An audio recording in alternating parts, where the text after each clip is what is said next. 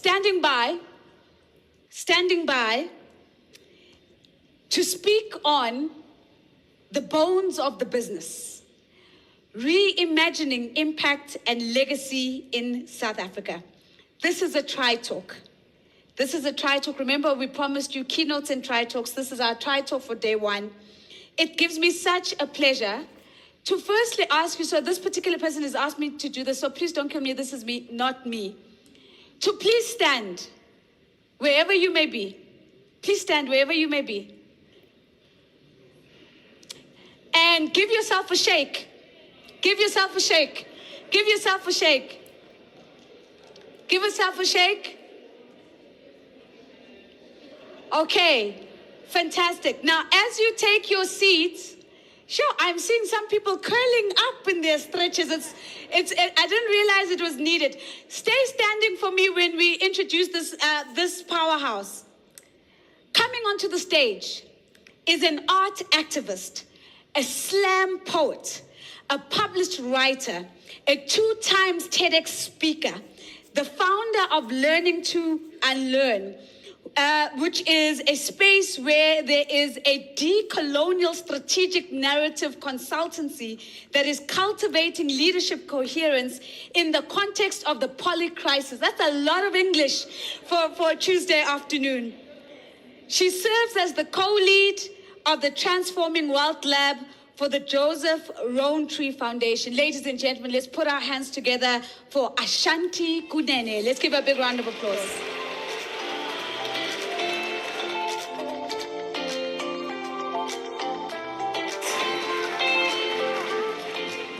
Okay, me, I'm tall, so I'm not sure what can must happen now. Somebody help me. Okay. Good afternoon, ladies and gentlemen. Thank you so much to Kathy for the invitation to speak. As mentioned, my name is Ashanti Kunene, and I'm here because Kathy saw a recent poetic provocation I gave at the Systemic Investing Summit held in London 2 months ago. It was a provocation that has now gone semi-viral on LinkedIn and on YouTube. So if you haven't seen it, I suggest you find something to hold on to. And if you have seen it, I guess you know to find courage, because I'm about to provoke you all with love. Today is a momentous occasion for me because it is the first time I get to address a captive South African audience of organizational leaders. My Learning to Unlearn work often takes me overseas because the things I speak to tend to resonate more with your peers on that side of the ocean. In South Africa, because of the politics of respect, hard truths coming from a young person often gets misconstrued as disrespect.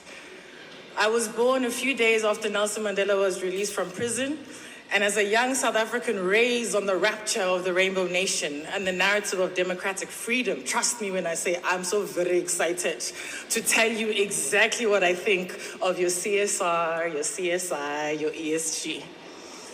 But please know that what I'm about to say comes from a place of deep pride in being a South African.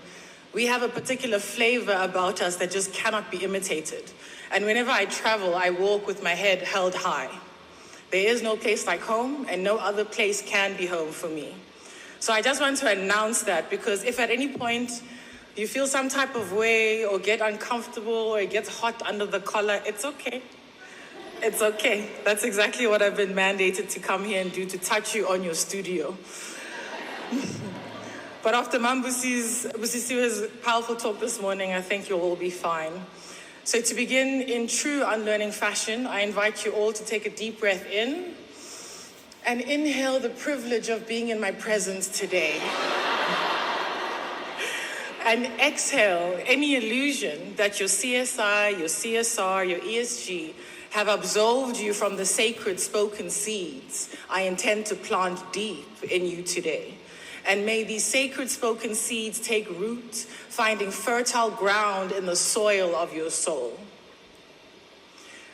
My purpose in life, as I have discovered it, is to speak truth to power, unfiltered and unafraid of the consequences, because I walk with love, I walk with light. What you do with I have to say is your portion. Please don't make me responsible for your emotions. And my fearlessness in speaking truth to power began 10 years ago this year during Fees Must Fall. If you recall, the born-free generation came of age, and we started asking critical questions about the nature of this democratic freedom we were born into. Upon reflection, I'm not entirely sure what the grown-ups of South Africa thought was going to happen when there are no spaces for us to have open, honest, intergenerational conversations about the nature and structure of our South African society. And so I stand before you today as an anointed witness of the impact of your deeds, not your words, your deeds. I stand before you holding not the freedom that was promised to me as a supposed born free, but I stand holding a ledger accounting for all the times your CSR, your CSI, your ESG has largely been measured in photo ops in front of libraries built for poor children in the townships. The ledger I hold accounts for all the times you have spent small money, done big PR, and then celebrated yourselves for being socially responsible. The title of my talk today is called The Bones of the Business. Bones which I intend to unbury for you today because I am the daughter of a sunset-claused democracy that fed its children's future to a neoliberal capitalism and then had the audacity to name us born free. So the gentle and loving provocation I have for you all today is that your CSI, your CSR, your ESG, these are all alibis for a continued capitalistic extraction from this land. It is the gold coin you toss to the hungry after stealing their harvest. It is the capacity to pay private school fees for your own children, but then accept the unacceptable by building libraries at public schools where other people's children cannot even read for meaning. It is supporting your offsprings to go overseas to offer their skills elsewhere, but then lamenting we lack the skills here at home. It is the building of clinics on one hand, while your mining operations poison the people on the other. It is the calling out of white monopoly capital while you gentrify the township instead of abolishing it, all the while celebrating the fact that you made it out the hood into the burbs. It is the caucasity, which is Caucasian audacity, the caucasity of crying to Trump that you are suffering from a white genocide in South Africa, when we simply want to transform the diabolical fact that Julle wit mense continue to own most of the land and the means of production in my country. It is the expectation of taking home multi-million rand C-suite executive salaries while you legally fight against paying your employees a living wage, but announce your belief in equality. It is the fact that your dividends bloom from townships where children have no breathing room. It is in crowning yourselves the kings of connection, while the people must trade bread for data or face disconnection. It is that your spreadsheets price black pain where economic reparations become a decimal point in your profit chain. This is the necropolitics I bear witness to. These are the bones I've come to unbury for you. You who profit from the slow deaths of the very people you claim to uplift with your CSI, your CSR, your ESG. From where I stand, Frantz Fanon has been proven to be prophetically correct. You black elites would rather mimic the master than dismantle the plantation.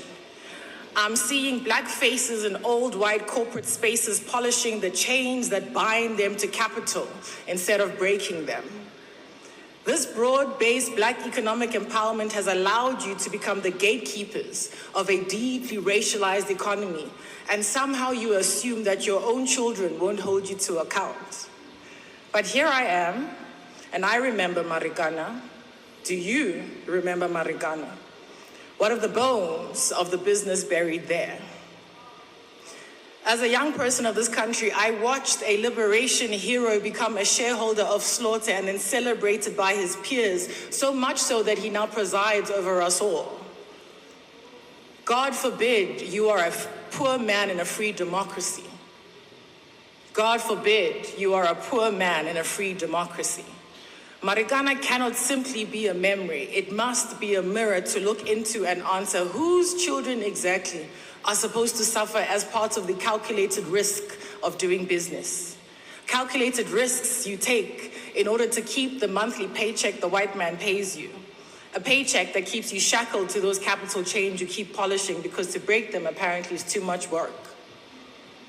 Speaking of the white man, I see you. I see you clearly. I haven't forgotten you or your women. I work most closely with white people for a reason.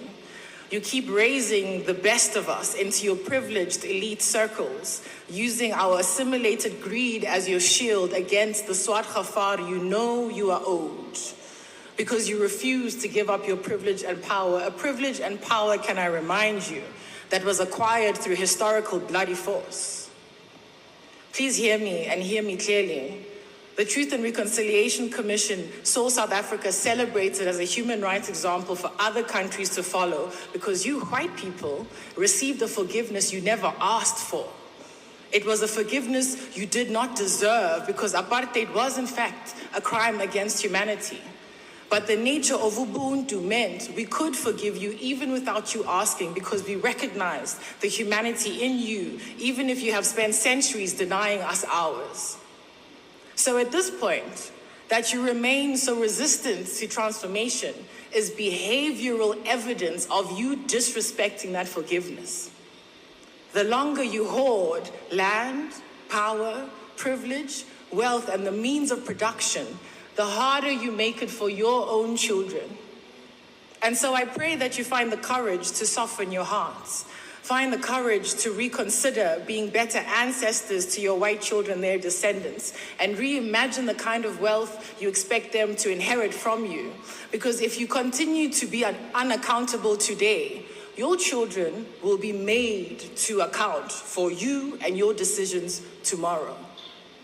So again, the CSI, the CSR, the ESG, these are all the things you are doing to distract yourself from the real hard work of transforming our economy. And that means you can no longer hoard that which was never yours to keep and enjoy alone. That means transforming our economy means you can no longer gatekeep access to toxic corporate cultures that required you to forfeit your humanity in order to fit in and get paid. The children of this country don't need you to drive social impact. We need you to drive economic transformation as a matter of urgency.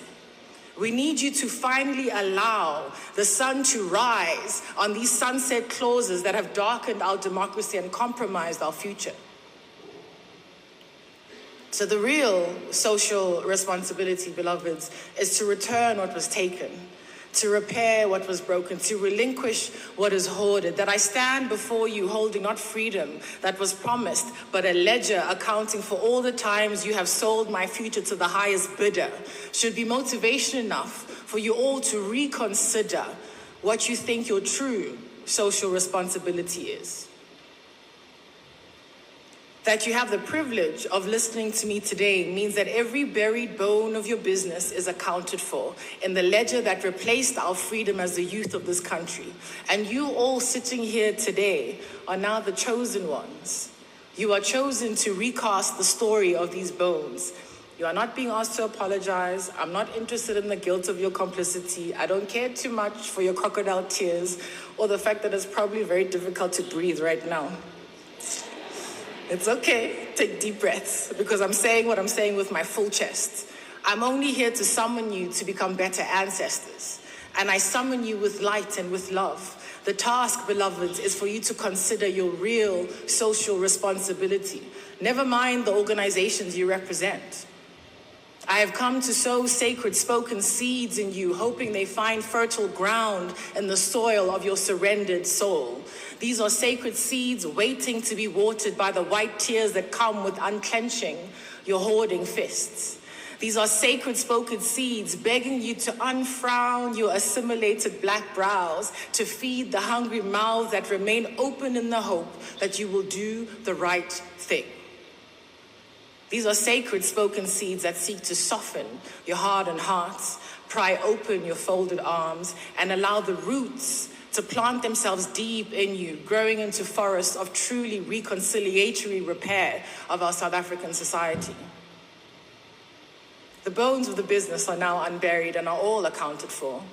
That you have heard me today means that you are officially on notice as the chosen ones to go out and fix what has been broken. because we only correct the people we love, isn't? So please, with all the grace in me, feel deeply held, feel deeply seen, feel deeply loved. Know that there's no more hiding place. You must begin to walk your responsible talk. Otherwise, stop talking and please sit down. It's okay. There's no more space for another verbal entry in this ledger. You literally carry the future of our country in your hands. It is you who will determine our freedom. So please hold it well, nurture it well, protect it well, guide it well, so that it may all be well with us. Thank you.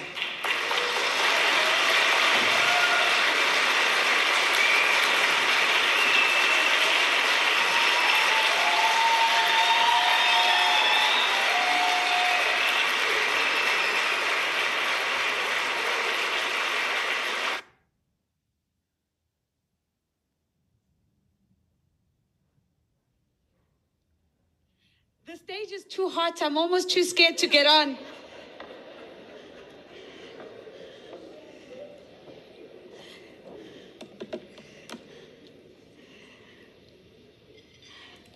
No one was left untouched. Even as the collars are hot. Ashanti, where are you? Let's give her a final round of applause, ladies and gentlemen. Thank you so very much.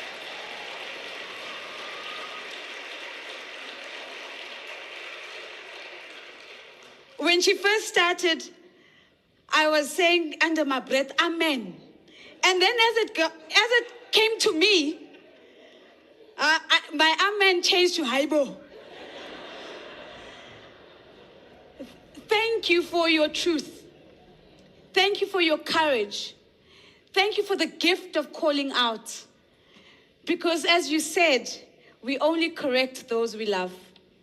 What an absolute privilege, Kathy, that this has been included in our experience today, and that we get to experience Ashanti Kunene together, and that we all get to leave with a little stone in our belly that we get to reflect on overnight, to sit with and wrestle with, and come into this space tomorrow with that having been seeded in us.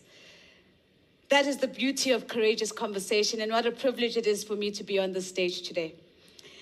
Ladies and gentlemen, we go now to our final topic for